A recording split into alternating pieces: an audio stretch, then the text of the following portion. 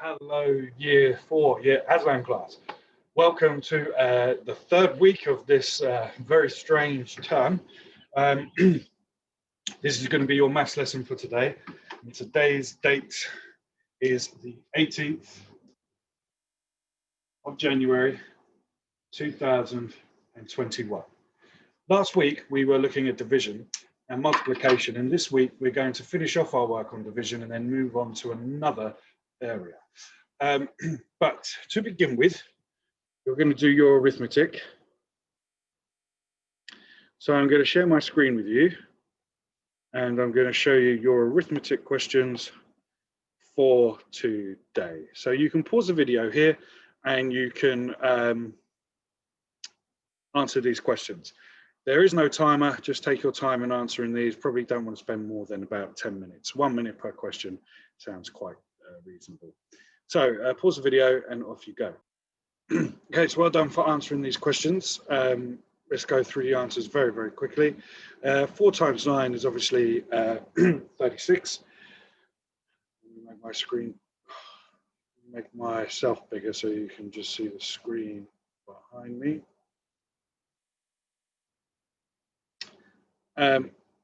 So hopefully you can see that just at the bottom of the screen here, the answers. So 4 times 9 is 36. A quarter of 100 is a fraction. So what you need to do, a quarter is 4. So if we divide 100 by 4, we get 25. And as a fraction, we can write that as 25 over 100, or we can cancel that down to a quarter. Don't worry if you found that one tricky. We are looking at fractions in a few weeks' time. What is 324 as a Roman numeral? So we've got 300s, so C represents 100. So we've got 1, 2, 3 C's, 300. 20 is 2 X's. So we've got 2 X's, and then 4 is 1 or 4, 5. Okay.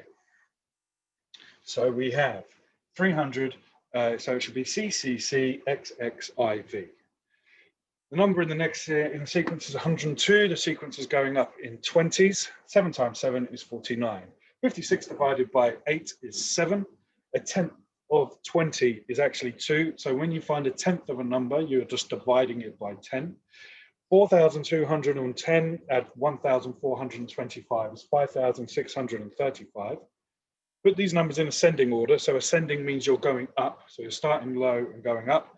So we start with 1, 3, 5, 6, and 9. And 64 divided by 4 is 16. Well done for answering them questions. Now today's lesson is all about, can you divide 3-digit numbers by a 1-digit number? And I'll try to make my screen smaller so you can see. Good. So can I divide 3-digit numbers by single digits? And today there may be some with remainders. So we're going to be drawing on our work that we did last week. And we're going to maybe use some place value counters and part whole models to help with your work. So here is a question. Jack is working out 844 divided by 4, and he uses a place value chart. What I'd like you to do, instead of talk, you can talk to your parent or if someone's around, but just have a little think about this. Do you think his method is useful in this sense? Think about how long it may take. So take a moment to think about that. And whilst you're thinking, I'm going to be drawing up my part whole place heart thing on the board. And then our thing. So we've got 844 divided by 4. So we've got our 4 groups. And then we're going to start using our place thing. So we've got 800s, 40 10s, and they can be shared out evenly. Excellent. And 4 1s. Brilliant. So now we've got this now, we can clearly see, can't we, how many values are in each group. And that will tell us what 844 divided by 4 is. So if we have a look in the top column, okay, we've got 200s, we've got a 10, and we've got a 1. So that's 211. okay? And there's a 211 in this one and this one and this one. So 844 is equal to 211. That means we've been able to share 844 out evenly into 4 groups, and each group contains 211 counters. Now, what I would like you to do is to use that method to work out these divisions, please. You may pause the video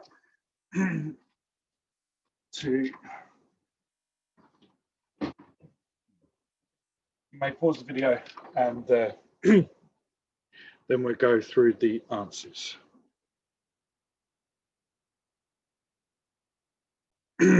Okay, so here we've got our 2 questions. We'll go through the answers very quickly. So we've got 525 divided by 5. So using Jack's method, let's start with the hundreds. I'm going to put them into 5 groups. That's 100, 200, 300, 400, 500. So I've now divided, I've now used all my hundreds. And I'm going to go to my tens. Now, here, I've only got 2 tens, okay? So I cannot share them out evenly into my group. So I'm going to put my 2 tens just up here for the time being. We'll come back to them. Let's put in my 5 ones. So I've got 1, 2, 3, 4, 5. Okay, now I've got my 2 tens. I can exchange these into 21s, and now I'm going to even out my 21s in here. So 1, 2, 3, 4, 5, 6, 7, 8, 9, 10, 11, 12, 13, 14, 15, 16, 17, 18, 19, 20. Okay, so there's my 21s. So I've now done that. So 525. In each group, I have 100, I have 0 tens, and I have 5 ones. So 525 divided by 5 is 105. Now we go over to our question here. 636 divided by 6. Let's do the hundreds first. So we've got 1, 2, 3, 4, 5, 6. Okay, and then we do our tens. We can't use our tens because we can't split 30 equally into our groups. So let's leave our 10, our 3 tens up there for the time being. And then we've got to divide our 6 ones. So we go 1, 2, 3, 4, 5, 6. Okay. We have to exchange our 30s, our 30 into 31s. Okay, so our 3 lots of 10s we exchange into 31s, and then we put them in. 1, 2, 3, 4, 5, 6, 7, 8, 9, 10, 11, 12, 13, 14, 15, 16, 17, 18, 19, 20, 21, 22, 23, 24, 25, 26, 27, 28, 29, 30. So now we have 100, 0 tens, and we have 1, 2, 3, 4, 5, 6 ones. So you should have had 106 as your answer. Well done if you got them correct. Okay, so let's move on. Now, you can use a part-whole model to help you divide as well. Okay, so in this case here, Ava is working out 844 divided by 4. Now, we've already come across this question already, but just to show you that this method does work because you get to the same answer. Parts of this board will get tough to rub out. Let's get a new cloth. So she's divided 844 by 4, and she's done this by splitting or partitioning our 844. So she's partitioned the 8 into 800, the 40 to 40, and then the 4, 4. And then she's divided each one by 4. So she has divided each one by 4.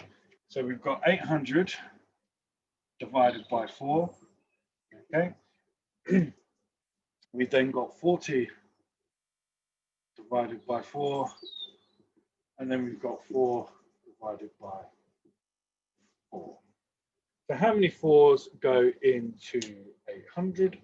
The answer is, I'm having a memory blank here, 800 goes,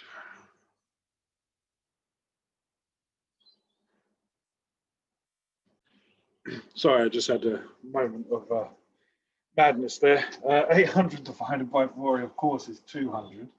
40, 4 goes into 40 10 times, and then 4 goes into 4, just the 4 divided by 4 goes into it once. And then you add them values together, 211. Okay. So that's one way of using the part whole model to, you can also use flexible part models. So that's when you decide how to break up your number in a different way. So you can see here Whitney, instead of doing dividing it by 50 or dividing it by 6, she wants to divide this 3-digit number by 4. Okay, so instead of writing 850 and 6, you won't be able to divide 5 and 6, 4 easily, because that will leave you with a remainder. So what she's done here, she's used 800, that's fine. But instead of using 50, she's decided to go for 40, which has left her with 16 left. She knows that you can divide all of these 4s evenly. So she could have done 800 divided by 4 to give her 200. She could then give her 40 divided by 4, which is 10, and then 16 divided by 4 is 4. Add all of them values together, and your answer is 214. Could she have partitioned it in another way? Have a little bit to think about that, because there probably could be more than just one way of working it out. Oh, I've gone ahead. Okay, so let's use Whitney's method to work out these divisions, okay? And her divisions are 585 divided by 5, 672 divided by 6. I'm going to go through the first one with you, and then you can do the next one. So 585 divided by 5. Let's take our number here, put it in the middle. I'm going to make that 500, because I know 5 can be divided into 500 evenly. Okay. Now 8. Can I put 5 into 80? I could do, yeah. I might change it if I want to make it easier with my times tables. I know a good times table. I know my 12 times table. I know my 5 times table up to 12. So maybe I'm going to change this 80 into 60 divided by 5. Okay, so that leaves me with 2 10s left and then a 5. Okay, because 60 plus 20 is 80, and then I've got the 5 here, so I'm going to put 25 there divided by 5. 500 divided by 5 is obviously 100. 60 divided by 5 is 12, and 25 divided by 5 is 5. I then add up all my values together. I get 117. Okay, so give the second question a go. 672 divided by 6 using this method. You can pause the video, and I'll leave this up so you can see it. We're doing this question here.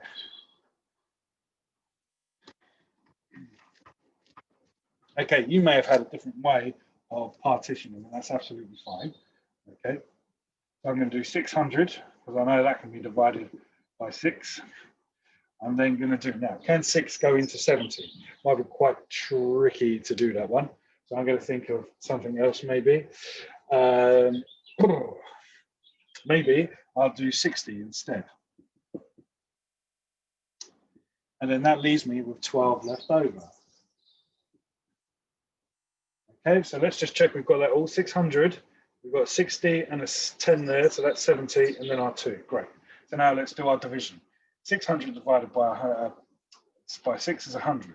60 divided by 6 is equal to 10, and 12 divided by 6 is 2. So we then add our values together, and we get 112. Okay, so well done if you've got them correct.